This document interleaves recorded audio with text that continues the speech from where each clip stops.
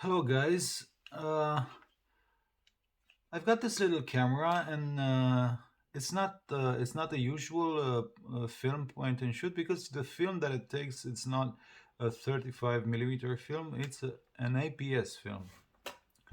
I only have the box because it's being processed, the film, but it's another kind of film, and this is a camera that takes that sort of film. It's a Minolta Vectis 260 with a zoom lens from 25 to 65 millimeters.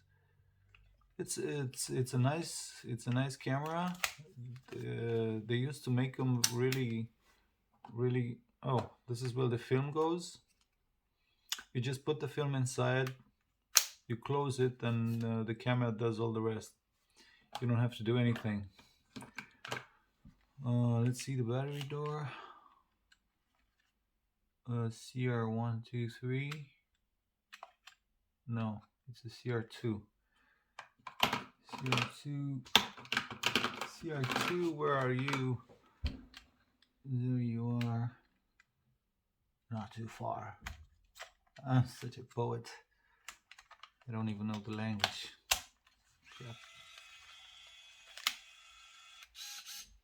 Okay. You also have three modes of shooting. You have three letters here: P, H, and C. P stands for panorama, H for I don't know, and C for crop maybe. It's always best to shoot in H because all the other functions they just crop in from your frame. Oh, so the zoom works. Have date controls. You can set the date, the time. You can turn off the flash.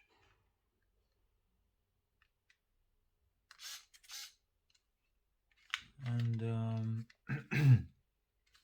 yeah, it's a nice little camera. Too bad that you cannot find the films for it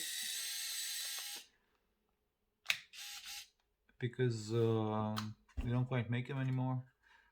It was a trend. It was the next trend actually after the 35 millimeter for consumers to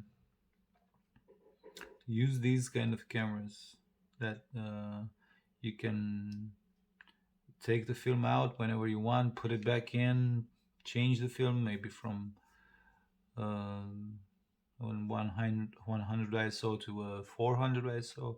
So there were some advantages, but for professional photographers it was not such a good idea because the film was smaller and also the quality.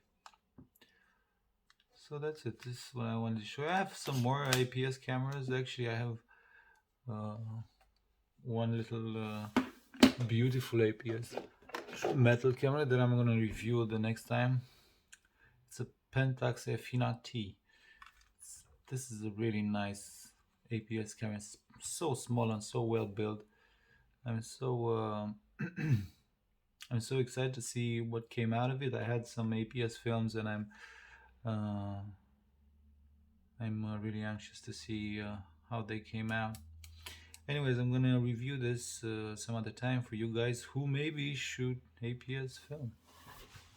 Ciao.